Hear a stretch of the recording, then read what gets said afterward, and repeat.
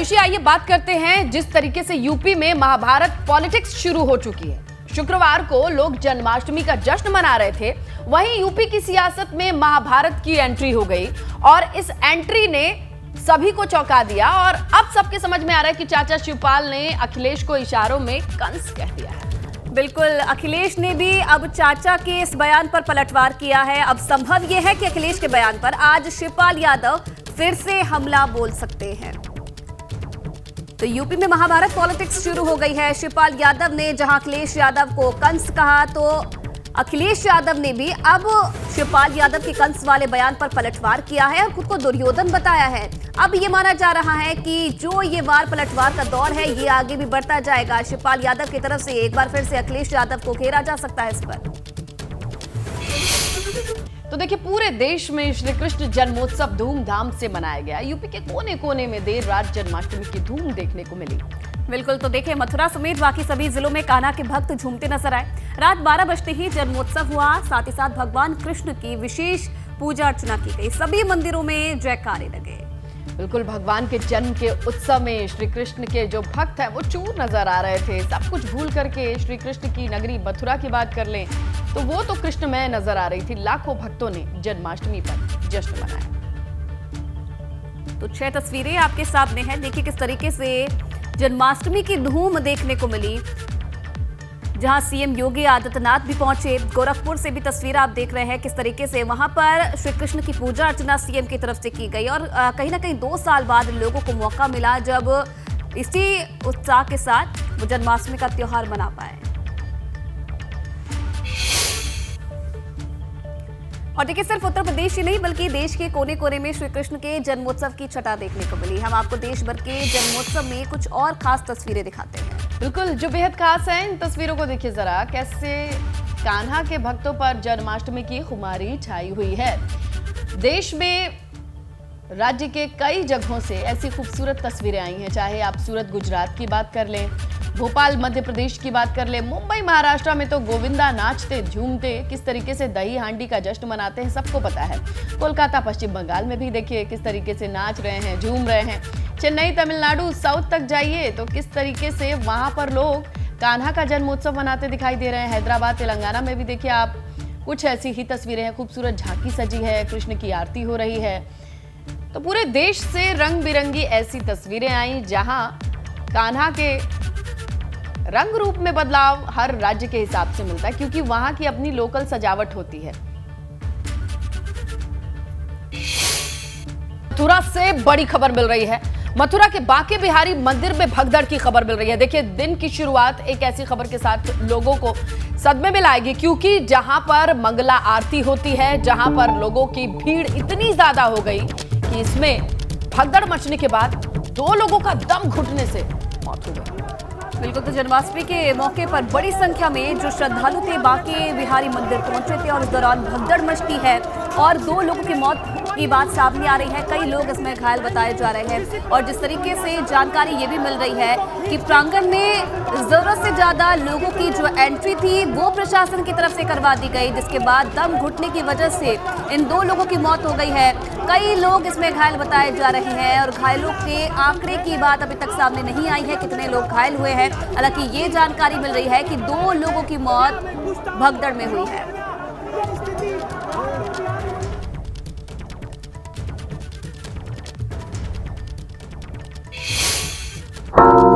सीधा रुख करते हैं मथुरा का। हमारे सहयोगी अनिल सारस्वत इस वक्त हमारे साथ सीधा जुड़ चुके हैं।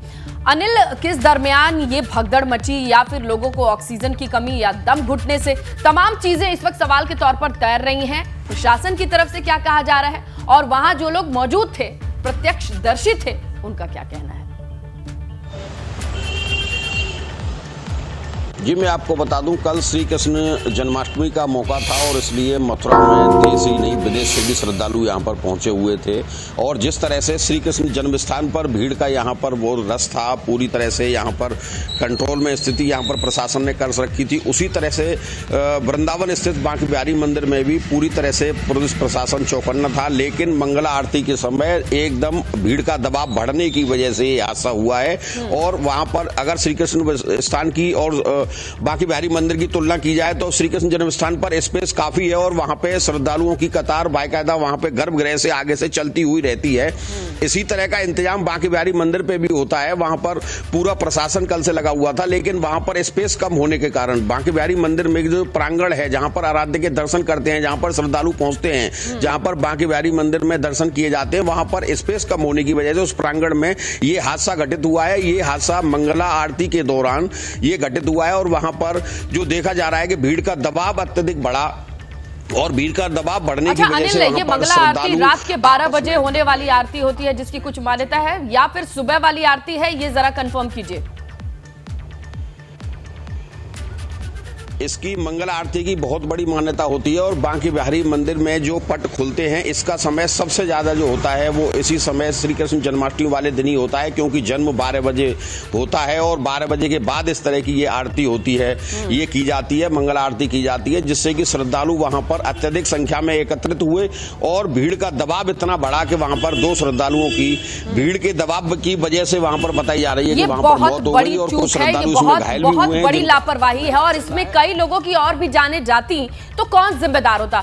अच्छा, ये जरा बताइए कि जो लोग एंट्री देते हैं, क्योंकि बांके बिहारी मंदिर का जो स्ट्रक्चर है ये सभी जानते हैं, वो छत है, खुली हुई छत नहीं है, उसके नीचे लिमिटेड लोग आ सकते हैं। क्या वहां बाहर सिक्योरिटी रहती है, उनकी तरफ से चूक हुई है, या जो भीतर मौजूद लोग रहते हैं वो लगातार लोगों को आगे बढ़ने के लिए इंडिकेट करते हैं, उनसे चूक हुई है? इतने देर तक लोगों को रुकने का मौका क्यों मिला? मैं आपको बता दूं, इसमें शासन प्रशासन की चूक कम नजर आ रही है, क्योंकि जिस तरह से 1-2 गेट से एंट्री होती है उसी तरह से यहां से बाहर भी निकाला जाता है, लेकिन मंगला आरती के समय श्रद्धालु अपने आराध्य को छोड़ना नहीं चाहता। उस समय वो प्रांगण में ही मौजूद रहना चाहता है और वहां से बाहर निकलने का जो रास्ता होता है वहां से श्रद्धालु कम संख्या में निकलते हैं और अंदर एग्जिट जो अंदर आने का जो रास्ता होता है उससे श्रद्धालु अंदर लगातार आते रहते हैं, लेकिन वो श्रद्धालु वहां से जो प्रांगण है बांके बिहारी मंदिर से कंफर्म कीजिए, अगर मैं गलत नहीं हूं तो यहाँ पर ये परंपरा है कि अगर मंगला आरती रात के 12 बजे पट खुलते वक्त भगवान के दर्शन हो जाए तो साल भर पैसे नहीं खत्म होते, कुछ ऐसी मान्यता है लोगों की, और ये वजह है क्या कि वो हिलते ही नहीं है कि हम दर्शन करके ही जाएंगे? मैं बता दूं, मंगला आरती के समय जो भी लोग बाहर भी होते हैं, जो दिन में भी अपने आराध्य के दर्शन कर चुके होते हैं, वो भी मंगला आरती के समय बांके बिहारी मंदिर में पहुंचने का प्रयास करते हैं और वहां तक पहुंचते हैं, लेकिन वो लोग मंदिर प्रांगण को छोड़ते नहीं हैं। जब तक मंगला आरती खत्म नहीं होती वो मंदिर का जो बांके बिहारी मंदिर का जो प्रांगण है उसी में खड़े रहते हैं। इसी के चलते हादसा हुआ, वहां पर भीड़ का दबाव अत्यधिक बढ़ गया और इसकी वजह से अब पिछली बार देखा जा रहा है कि इतनी भीड़ नहीं थी। प्रशासन पूरी तरह इस बार भी अलर्ट था, प्रशासन श्री कृष्ण जन्म स्थान के आसपास भी पूरी व्यवस्थाएं की थी, बांके बिहारी मंदिर पर भी पूरी व्यवस्थाएं की थी, लेकिन भीड़ अनुमान से ज्यादा आई, श्रद्धालुओं की संख्या अनुमान से ज्यादा बढ़ी और वहां पर मंगला आरती के समय एकदम स्पेस इस तरह का हुआ कि वहां पर भीड़ इतनी एकत्रित हो गई, भीड़ का दबाव हुआ और यहां पर अभी तक जो जानकारी मिल पा रही है उसकी वजह से दम घुटने की वजह से, भीड़ के दबाव की वजह से यहां पर 2 श्रद्धालुओं की मौत हुई है और कई श्रद्धालु यहां पर घायल हुए हैं। रात से ही पुलिस प्रशासन लगा हुआ है। जो प्रवेश का प्रोसेस है वो आपसे समझना चाहेंगे। और भारी संख्या में श्रद्धालु आते हैं, तो श्रद्धालुओं का आवागमन उसी तरह से था। आरती के समय 2 और 4 गेट में से 2 और 3 गेट से एंट्री होती है, 1 और 4 से एग्जिट होता है और काफ़ी संख्या में श्रद्धालु जो थे वो मंदिर पर ही थे, मतलब मंदिर परिसर के अंदर थे और काफ़ी श्रद्धालु बाहर भी थे। और वो आरती के समय जैसा कि रहता है कि श्रद्धा इतनी लेती लोगों की कि सभी लोग अंदर आने का प्रयास करते हैं, तो लोग आ भी रहे थे, आने का प्रयास भी कर रहे थे। और 1 और 4 से हमारा एग्जिट रहता है, तो जो एग्जिट नंबर गेट था 4 उस पर एक व्यक्ति, क्योंकि उस समय गर्मी भी काफ़ी थी, ह्यूमिडिटी भी काफ़ी थी और भीड़ भी काफ़ी थी और भीड़ का प्रेशर भी काफ़ी था, तो उसकी वजह से एक व्यक्ति जो थे वो सब अपना ह्यूमिडिटी और इन सब की वजह से थोड़ा सा वो फेंट कर गए। फेंट करके वो गेट नंबर 4 पे वहीं पे पहले बैठे और फिर लेट गए। उनको तत्काल पुलिस के द्वारा प्रशासनिक टीम जो मौके पर थी उन लोगों के द्वारा हटाने का प्रयास किया गया, बट क्योंकि उनमें स्वयं में भी सफोकेशन और ह्यूमिडिटी की वजह से जान नहीं थी, तो उनको निकालने में 5-6 मिनट का समय लगा। लगातार प्रयास भी किया गया कि उनको निकाला जाए वहाँ से, और क्योंकि वो खुद जान नहीं लगा पा रहे थे और प्रेशर भी था भीड़ का, तो उनको निकाला गया। निकालने में समय लगा। उस समय के लिए ये हुआ कि वो 4 नंबर से एग्जिट नहीं हो पा रहा था, हालांकि कुछ लोगों ने ऊपर से जाने का प्रयास भी किया, उनको भी समझाया गया, रोका गया कि भाई इस प्रकार की हरकत ना करें। वो व्यक्ति एक तरह से बीमार हो गया था उस समय, तो उनको निकालने का प्रयास किया जा रहा था। तो उस समय उनको निकाला गया, लेकिन क्योंकि 2 एग्जिट गेट रहते हैं और जैसा कि आप जानते हैं कि कितनी अथाह भीड़ की एंट्री रहती है, तो एक एग्जिट जो गेट था हमारा, वो जो है थोड़ी देर के लिए ब्लॉक हो गया था। वो उनको निकालने के समय के लिए उस समय भीड़ का प्रेशर अंदर थोड़ा बढ़ गया। उसकी वजह से, गर्मी की वजह से, ह्यूमिडिटी की वजह से अंदर काफ़ी लोगों को सफोकेशन हुई। उसके 5-7 मिनट बाद जब वो व्यक्ति को भी निकाला गया, उसके बाद कुछ लोग और बैठ गए थे उनके पीछे, जिनको सफोकेशन महसूस हो रही थी, जिनको खड़े रहने में समस्या हो रही थी। धीरे धीरे सबको निकाला गया, बाहर लाया गया। काफ़ी लोग बाहर आए, खुली सांस में बैठे, तो उसके बाद वो ठीक भी हुए। 4-5 लोग ऐसे थे जिनकी हालत ज़्यादा, उनको थोड़ा प्रॉब्लम हो रही थी या वो फेंट हो गए थे, बेहोश हो गए थे। उनको हॉस्पिटल लाया गया। तो हॉस्पिटल लाने के बाद ये पाया गया कि उनमें से 2 व्यक्ति, जिनमें से एक पुरुष हैं और एक महिला है, उनकी मृत्यु हो गई है सफोकेशन और हार्ट की समस्याओं की वजह से। बाकी चीज़ों में अभी कार्रवाई जारी है और इसमें अन्य सारी चीज़ें हम लोग भी चेक कर रहे हैं। बाकी जो लोग आए थे, बिल्कुल, बाके बिहारी या भगवान श्री कृष्ण का जीवन ही कहता है कि कर्म से ही जो अर्जित होता है वो आपका अपना है। सिर्फ मंगला आरती में रुक करके भगवान के दर्शन करने की वजह से इतने लोगों की जान देने की कोशिश या प्रशासन की इतनी लोगों को एंट्री दे देने की कोशिश कई सवालों को खड़ा करती है। देहरादून में भारी बारिश से तबाही का मंजर देखने को मिला है। नदियों के जलस्तर बढ़ने से लोगों के घरों में पानी घुस गया है। आपको बता दें कि सड़क के टूटने की भी खबर मिल रही है। तो देहरादून से ये तबाही की तस्वीरें आप देख रहे हैं। बारिश किस तरीके से आफत मचा रही है। मौके पर एसडीआरएफ की टीमें पहुंच चुकी हैं और आप देखिए तस्वीरों में किस तरीके से जो ये सड़कें हैं ये तालाब में तब्दील हो गई है। लगातार जो बारिश का कहर है वो तबाही उत्तराखंड में मचाता हुआ नजर आ रहा है। नदियों का जलस्तर बढ़ गया है और इसके कारण जो घर हैं, वहां मौजूद जो घर है उनमें पानी घुस गया है। लोगों को काफी परेशानी हो रही है। सड़कें तालाब में तब्दील हो गई है। लोगों के घरों में मलबा घुस गया है। परेशानी का सामना लोगों को करना पड़ रहा है। मौके की तस्वीरें आप देखिए किस तरीके से लगातार बारिश की वजह से जो नदी नाले हैं वो अपने उफान पर है। बिल्कुल, और देखिए पहाड़ों पर जो बारिश हुई उसके बाद असर मैदानी क्षेत्रों में होता दिखाई दे रहा है। उसकी शुरुआत कहीं ना कहीं देहरादून, हरिद्वार से होती है। हम रुक करेंगे हमारे सहयोगी पंकज का। पंकज, इस तस्वीरें तस्दीक करती है इस बात की कि वाकई पानी जो है वो पहाड़ों से जो उतरा है अब लोगों को मैदानी क्षेत्रों में सोने नहीं देगा। किस तरीके की तैयारी प्रशासन की ओर से? देखिए, तैयारियों का जो अब बात है पूरी इस तस्वीरों से नजर आ रही है कि किस तरह से प्रशासन ने पहले तैयारी की थी। तैयारी होती तो इस तरह की दिक्कतें लोगों को ना आती। और जिस तरह से लगातार कल से बारिश का सिलसिला जारी है पर्वतीय क्षेत्रों में, उसके बाद जो नदियां मैदानों में आ रही हैं उसका उन्नत नदियां सभी उफान पर हैं और लोगों को भारी दिक्कतों का सामना करना पड़ रहा है। जो तस्वीरें हैं ये देहरादून के मालदेवता की है। ये देहरादून शहर से 8 किलोमीटर की दूरी पर पड़ता है और यहाँ पर जो नदियां हैं वो लगातार उफान पर है और बहुत ज्यादा बारिश होने से जो घरों में है वो मलबा घुस गया है, क्योंकि कई मकान ऐसे हैं जो नदी के किनारे बने हुए हैं और उनमें मलबा घुस गया है और काफी दिक्कतें लोगों को हो रही हैं। और कई ये भी सूचना मिली है जो यहाँ के मालदेवता के ग्रामीण हैं उन्होंने रिजॉर्ट में जाकर रात काटी है, क्योंकि रात भर से बारिश हो रही है और जो नदी है वो लगातार उफान पर है, जिससे जो कुछ सड़कें हैं उसके टूटने की खबर आई है। और एक जानकारी ये भी मिली है कि मालदेवता के पास में जो एक रायपुर को और डोईवाला को जोड़ने वाला एक पुल है वो भी कहीं ना कहीं क्षतिग्रस्त हुआ है। तो इस तरह की सूचनाएं मिली है। मौके पर एसडीआरएफ की टीम को भेजा है ताकि जो लोग घरों में फंसे हुए हैं जहाँ मलबा घुसा है उन लोगों का रेस्क्यू किया जा सके। एसएसपी भी मौके पर पहुंच गए हैं, कुछ लोग भी वहां पहुंचे हुए हैं। पंकज, ये कहना चाह रहे हैं कि रात के वक्त अचानक लोगों के घरों में इतना सारा पानी घुसा? निश्चित तौर पर ये रात की ही घटना बताई जा रही है। रात में जब लोग अपने घरों में सो रहे थे उस वक्त तेज बारिश की वजह से जो जल स्तर बढ़ा नदी का उसके बाद घरों में पानी घुसा है और काफी लोगों को वहाँ दिक्कतें हुई हैं। जैसे ही वहाँ लोगों को जानकारी मिली कि लोगों को मलबा घुस गया है तो स्थानीय लोगों ने कहीं ना कहीं देखिए आगे आने वाले समय के लिए भी मौसम विभाग की तरफ से अलर्ट जारी किया है और इस बीच जरूरी है लोगों का सावधान रहना। बहुत धन्यवाद पंकज आपका तमाम जानकारी देने। हम ये अच्छी तरीके से जानते हैं कि यूपी में सियासत जात पात के इर्द गिर्द सिमटती दिखाई देती है। इसी बीच खबर यह है कि सूबे की योगी सरकार ने पिछले 10 सालों में सरकारी नौकरियों में पिछड़ा वर्ग आरक्षण में ओबीसी प्रतिनिधित्व का आंकड़ा मांगा है। और बिल्कुल ऐसे में सरकारी कर्मचारियों का डेटा जुटाने में सरकार की तरफ से मुख्य सचिव ने सभी विभागों को चिट्ठी जारी करके रिकॉर्ड मांगा है और ओबीसी की 79 उपजातियों के हिसाब से कर्मचारियों की गिनती की जाएगी।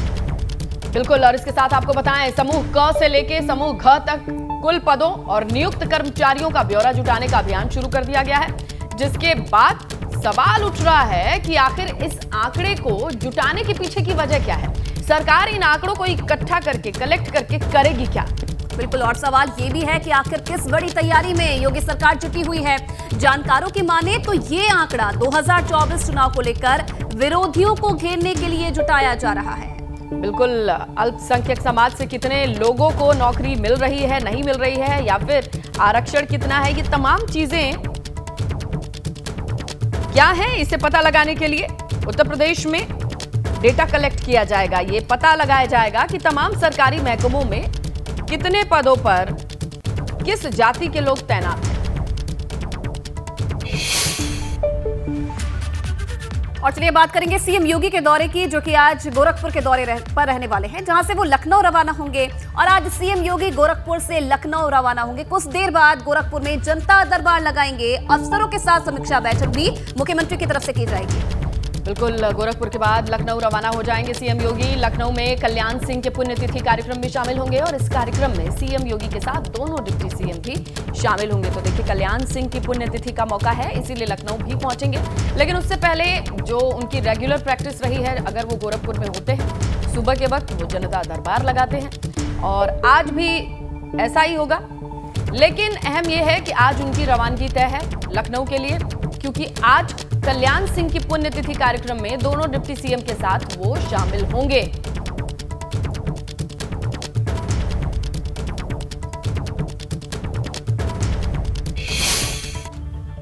वही बात करें डिप्टी सीएम ब्रजेश पाठक की, तो वो लगातार दौरों पर हैं। ताबड़तोड़ 3 जिलों का दौरा करेंगे डिप्टी सीएम ब्रजेश पाठक, और ये 3 जिले हैं बस्ती, सिद्धार्थनगर, अंबेडकर नगर, जहां के दौरों पर ब्रजेश पाठक रहेंगे। बिल्कुल, यहां रहकर डिप्टी सीएम स्वास्थ्य व्यवस्थाओं का निरीक्षण भी करेंगे। अफसरों के साथ जरूरी जो बैठक है वो भी करेंगे। तो ताबड़तोड़ जिलों के दौरे पर हैं। आज भी 3 जिलों का दौरा करेंगे डिप्टी सीएम ब्रजेश पाठक और यहां पर स्वास्थ्य व्यवस्थाओं का निरीक्षण करेंगे। साथ ही साथ अफसरों के साथ कई जरूरी बैठक भी करेंगे। जानेंगे उनसे किस तरीके से जो स्वास्थ्य व्यवस्थाएं हैं वो वहां पर की जा रही हैं। और आपको ये भी बता दें कि इन जिलों में शामिल है बस्ती, सिद्धार्थनगर, अंबेडकर नगर, जहां पर आज डिप्टी सीएम दौरा करेंगे। इसी बीच ये भी जान लीजिए कि यूपी के 30 से ज्यादा जिले ऐसे हैं जहां औसत बारिश नहीं होने की वजह से वो सूखे जैसे हालात से गुजर रहे हैं, जिसको लेकर के आज सीएम योगी ने बैठक भी बुलाई है। बिल्कुल, इस बैठक में अधिकारियों के साथ सूखे प्रभावित जिलों को लेकर रणनीति बनेगी। दरअसल कई विधायक और सांसदों ने सीएम योगी को पत्र लिखा था और सूखे के हालात के बारे में जानकारी भी दी थी। तो 30 से ज्यादा जिलों में सूखे जैसे हालात हैं और इधर आज मुख्यमंत्री की तरफ से बैठक भी की जाएगी। आपको बता दें, कई विधायकों की तरफ से, सांसदों की तरफ से मुख्यमंत्री को चिट्ठी लिखी गई थी, इस बारे में अवगत करवाया गया था। और अब लखनऊ में इन्हीं तमाम मुद्दों को लेकर सीएम योगी की तरफ से बैठक की जाएगी और जो चिट्ठी में बात सांसदों की तरफ से, विधायकों की तरफ से लिखी गई है, जिसके बारे में सूचना दी गई है, उसे लेकर चर्चा भी की जाएगी। यूपी में कई जगह भूकंप के झटके महसूस किए गए हैं। नोएडा, लखनऊ, मुरादाबाद, सीतापुर में भूकंप के झटके महसूस किए गए हैं। कई जिलों में देर रात 1 बजे के बाद भूकंप के झटके महसूस किए गए। रात 1:12 पर भूकंप के झटके महसूस किए गए। तो देखिए, कई जिलों में देर रात तकरीबन 1 बजे 1:10 या 12 वक्त बताया जा रहा है जब भूकंप के झटके महसूस किए गए।